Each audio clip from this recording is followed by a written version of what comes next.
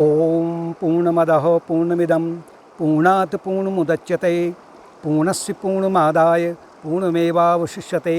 ओम शांति शांति शांति। Mental stress, मानसिक तनाव कहें या अवसाद कहें, सब आपस में पर्यायवाची हैं। और ये जो समस्या है ये अनादिकाल से चली आ रही है। बड़े बड़े असुर थे, 3 लोगों का उनके पास राज्य था, फिर भी वो मानसिक तनाव में रहते ही थे कि आज कितना इकट्ठा करें या किसे आज मार्ग से हटाएं, किसको पकड़ें। लेकिन मॉडर्न टाइम का जो सिस्टम है, क्योंकि ये मानसिक अवसाद का जो सिस्टम है वो निरंतर बदलते रहता है और ये प्रभाव केवल मन को या प्राणों को करेगा, मन, प्राण और शरीर को, वहाँ तो करेगा ही करेगा। आउटर रूप से ये किसी भी प्रकार से बदल जाए। अभी के समय में जैसे अधिक जनसंख्या है, लोग बड़े बड़े शहरों में रहने के आदी हो चुके हैं, मल्टी स्टोरिंग बिल्डिंग है, अपने फ्लैट में सीमित हैं, जहाँ ऑक्सीजन का पैसेज कम है, CO2 का पैसेज CO2 ज़्यादा निकलती है, हरियाली नहीं है, और सभी के घरों में से निरंतर ये तनाव का कारण है ना, क्योंकि जो मल्टी स्टोरी फ्लैट हैं वो भी तनाव का कारण है। लेकिन अगर माना अगर एक सोसाइटी में अगर 200 या 300 या 1000, 2000, 3000 अगर फ्लैट हैं, तो सभी के घरों में से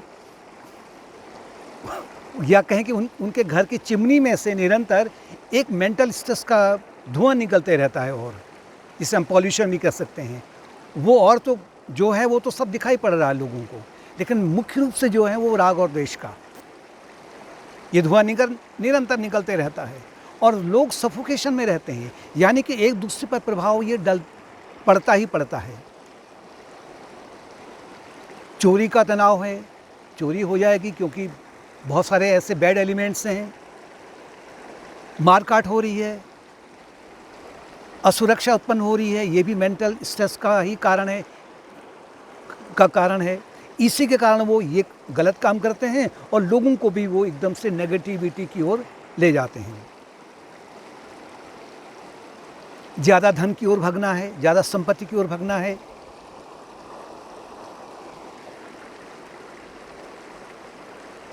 और लोगों के बीच में अपने आप को दिखावा करना है ना, कि भौतिक संपत्ति के अनुसार में अपने शरीर के जो वस्त्र हैं, आभूषण इत्यादि हैं, अपना जो हमारे घर का साजो सामान है, उसके ऊपर भी लोगों के ऊपर रौब जमाना है, तो उसके लिए भी एक प्रकार से वो मानसिक तनाव में रह करके उनको खरीदने को मजबूर हो जाता है।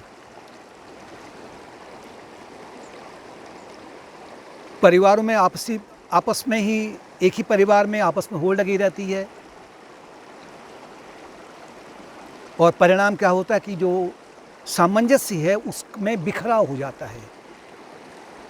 यानी कि ये अगर कहें कि ये अंटार्कटिका से लेकर के साउथ पोल तक पूरा फैला हुआ है। लेकिन अभी मॉडर्न टाइम में जो दिन प्रतिदिन एक मेंटल स्ट्रेस और बढ़ रहा है, वो मुख्य रूप से युवक और युवतियों के बीच में है। बच्चों को जो पढ़ाई लिखाई है वो नैतिकता का उसमें अधिकांश परिवारों में है, अभी मैं सभी की बात नहीं कह रहा हूँ, अधिकांश जो परिवार है उसमें उनमें नैतिकता का अभाव है,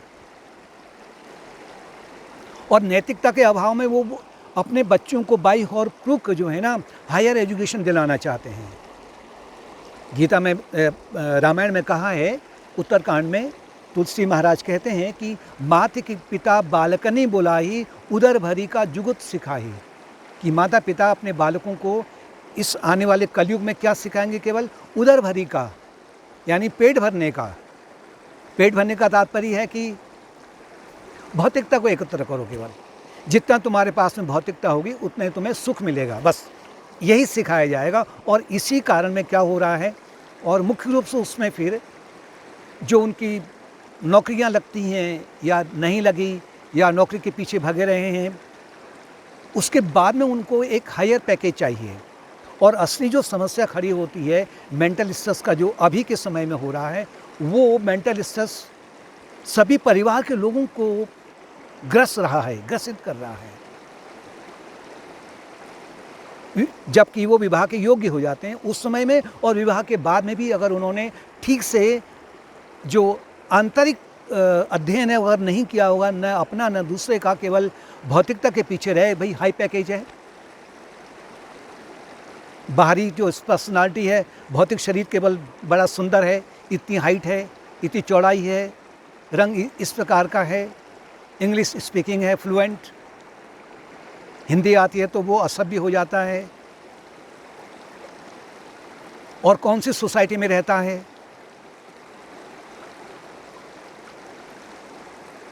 कौन कौन से होटलों में जाता है, ये बस इस पर आधारित हो गया।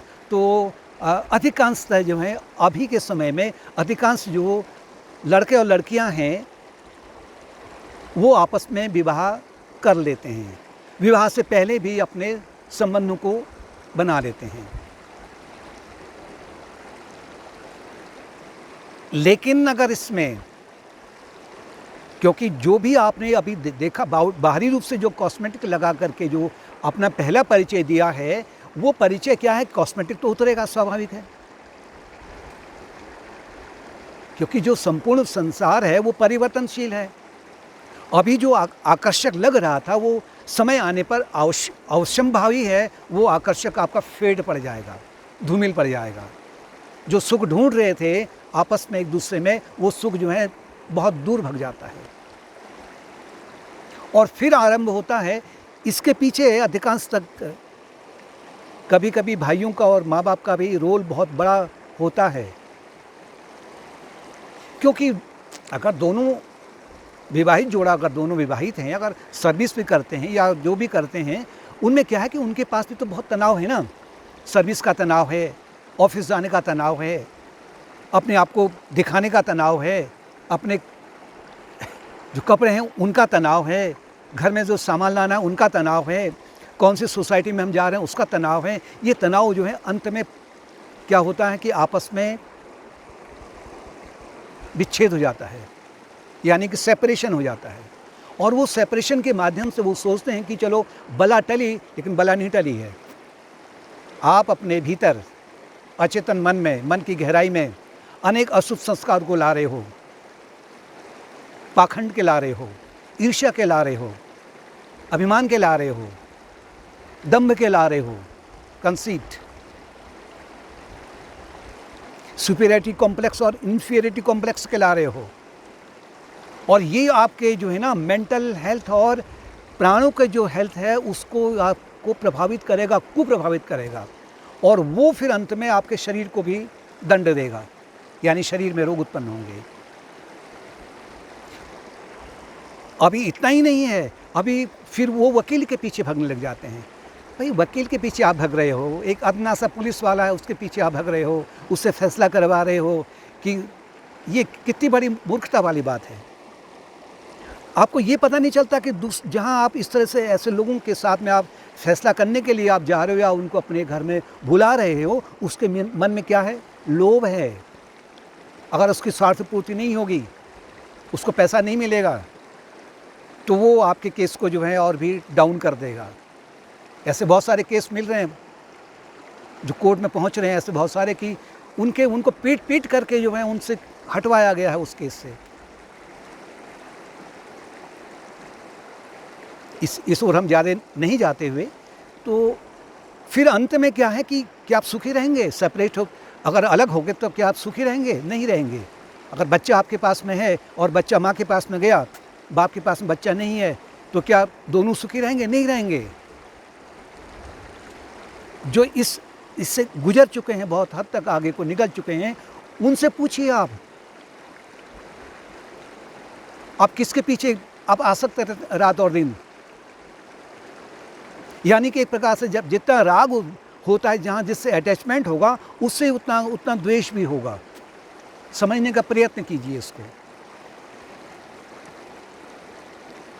और रात दिन निरंतर भोजन कर, सुबह उठने से लेकर के सोते वक्त तक आपको 1 साल नहीं, 10 साल तक आपको यही व्यथा आपको आपके भीतर एक दीमक के समान में कुरेदते रहती है। इतना ही नहीं है, ये जो विवाह हुआ था, ये आपके अनेक जो पिछले बहुत सारे अनेक जन्मों के जो समान कर्म थे, उनको एक परिवार में पति पत्नी के रूप में लाया गया है, या परिवार के रूप में लाया गया है। और जीवन का जो लक्ष्य है वो ये है कि एक दूसरे के ऊपर जो भार नहीं बनकर, यानी कि मतलब प्रेम उपजा करके, जो ईश्वरीय प्रेम है, उस ईश्वरीय प्रेम के माध्यम से दोनों को उन्नत किया जाए, भौतिकता के पीछे नहीं ज़्यादा भगा जाए। ये नहीं होने पर और जो योग की जो शिक्षा है, मुख्य रूप से जो कर्मयोग है और ज्ञान योग है, इसका ठीक से अध्ययन नहीं करने के कारण में फिर क्या करते हैं लोग, इसको बकवास मानते हैं, इसको नहीं बढ़ना चाहते हैं। संत जनों के पास में जाकर के उनकी शिक्षा को ग्रहण नहीं करना चाहते हैं। उनके शिक्षक कौन हो जाते हैं? कभी कोर्ट वाला हो जाता है, कभी पुलिस वाला हो जाता है, या कभी जो आपके जिसे हम बाहरी रूप से हितैषी कहते हैं, उनके मन में ये जलन रहती है कि इसके परिवार में ये जो है अगर ये इस तरह से दुख आए तो अच्छी बात है। और 10वीं जगह आपकी बदनामी होती है। कौन कारण है? मेंटल स्ट्रेस का, भौतिकतावादी का। इसका जो प्रभाव है सीधे प्राणों पर पड़ता है। जब भी आप स्ट्रेस में रहते हैं, तनाव में रहते हैं, तो प्राणों में प्राणों पर कुप्रभाव पड़ता है। प्राण शरीर में एक प्रकार से सूक्ष्म नाड़ियाँ हैं, सबल चैनल्स, जिसको डॉक्टर ऑपरेट नहीं कर सकता है। उन प्राणों के माध्यम से जो सुख बह रहा है, वो ब्लॉकेज हो जाते हैं बहुत सारे। कहीं ब्लॉकेज हो गया, कहीं खुल गया, तो जो है प्राणों का जो सामंजस्य है, फ्लो है शरीर में, उसमें परिवर्तन होने लग जाता है, बदलाव आ जाता है। और वो फिर उसके बाद में क्या करते हैं, शरीर के माध्यम से फिर वो टॉक्सिन्स को, या जो जिसे विष कहते हैं, वो विष को उत्पन्न कर देते हैं। और टॉक्सिन फिर क्या करता है कि शरीर में अनेक प्रकार के रोगों को उत्पन्न कर देता है। और रोग होने पर के बाद में, अब रोग शरीर के ही नहीं है, ब्लड प्रेशर है, शुगर इत्यादि है, ये भी तो रोग ही है ना। नींद नहीं आती है रात को, ये भी रोग ही है। भूख नहीं लगती है, ये भी रोग है। लोग आपको दुखी कर रहे हैं, ये भी रोग है। लोगों के सामने अपना दुखड़ा रो रहे हो, तो ये भी रोग है। यहाँ पर अगर आप इस तरह से अगर आप विषय चिंतन करते हैं, गलत चिंतन करते हैं, तो इसका प्रभाव, इसके जो संस्कार हैं आपके मन के भीतर इकट्ठा हो जाते हैं, अचेतन मन में संस्कार के रूप में। और वो संस्कार फिर आपको आपके मन में और उलझन उत्पन्न करते हैं।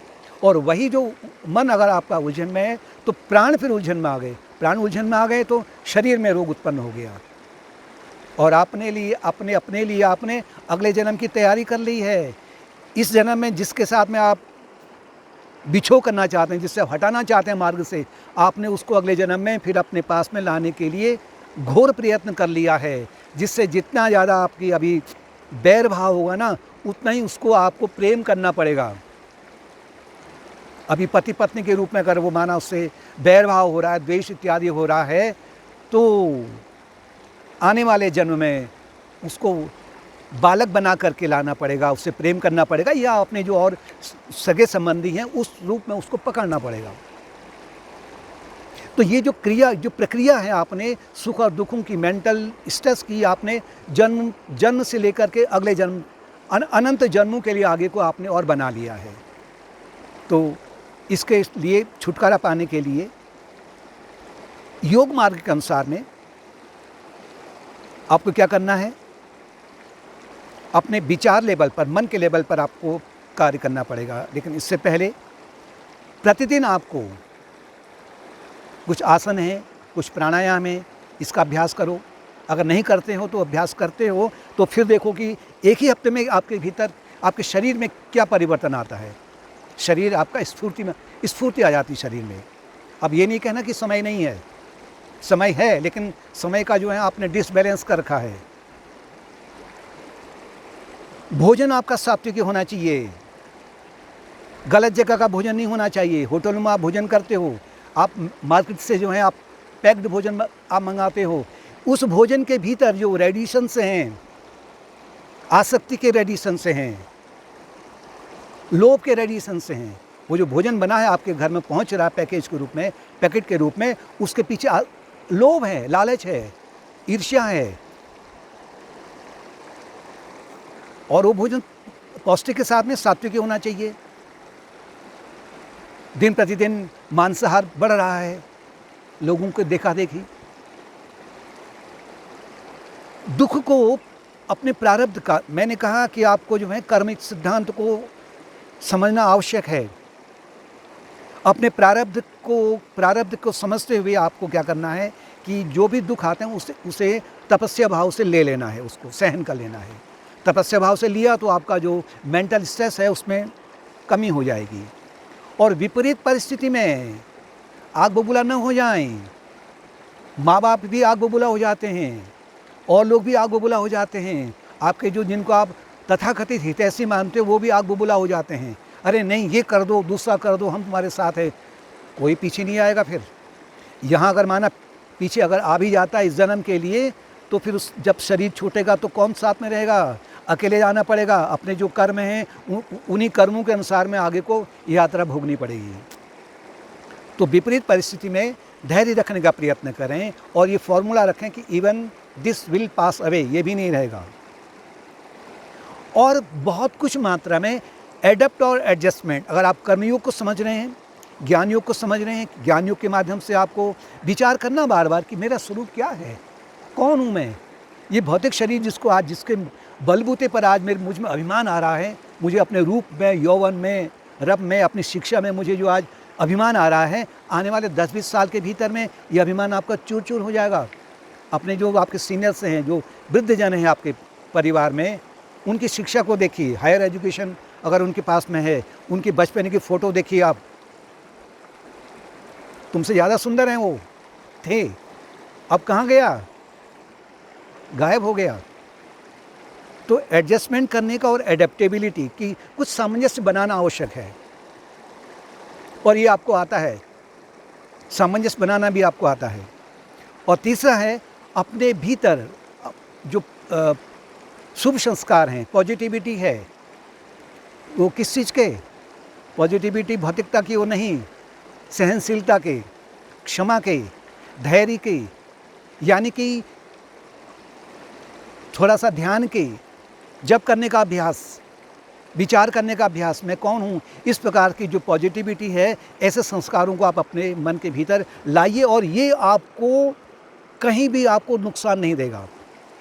और फिर है शरणागत। शरणागत का तात्पर्य है कि ऐसा नहीं कि अगर कोई हमें दुख दे रहा है या हमें गलत मार्ग में क्यों ले जा रहा है, हमारे साथ में गलत व्यवहार किया जा रहा है, उससे आप बचने का, अपने बुद्धि का, विवेक का प्रयोग करके उससे बचने का आप प्रयत्न भी करेंगे। लेकिन जो कुछ हो रहा है आपके जीवन में वो आपके ही प्रारब्ध कर्मों के अनुसार में ईश्वर के विधान में हो रहा है।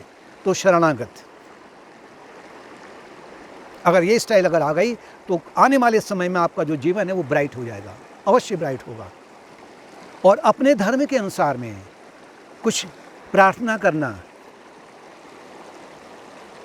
देवी सरस्वती से प्रार्थना करना, हे देवी मेरी बुद्धि को आप ऐसा नहीं बनाइए, मेरी जीवा में आप जहाँ आपका निवास है, उस आपका निवास है तो ये मेरी बुद्धि है और मेरी वाणी है, इसका दुरुपयोग ना हो सके। क्योंकि वाणी एक ऐसी चीज़ है ना, आप 20 साल 30 साल इकट्ठे रहो, 40 साल इकट्ठे रहो, कभी अगर आपस में अगर किसी ने कोई आक्षेप लगा दिया, वो आपके लिए बहुत बड़ा कलंक बन जाता है। मतलब जो आक्षेप लगा रहा है वो उसके नज़रों से उसका डाउनफॉल हो जाता है। तो वाणी का दुरुपयोग नहीं किया जाए, विवेक से काम लिया जाए। और ये अगर आप कर रहे हैं तो बहुत कुछ मामले में आपका जो वैवाहिक जीवन है उस पर बहुत कुछ सुधार आ सकता है। और ये उम्मीद नहीं रखिए कि शायद अगर मैं इसको छोड़ दूँ या दूसरे के साथ चले जाऊँगी या चले जाऊँगा, दूसरे को हम ले लेंगे, तो भाई एक जगह आपको सुख नहीं मिल रहा तो दूसरी जगह सुख कहाँ मिलेगा आपको? और जिसको तुम सुख कह रहे हो ना, वो सुख नहीं है वास्तव में, वो दुख का, उसके पीछे दुख छुपा हुआ है।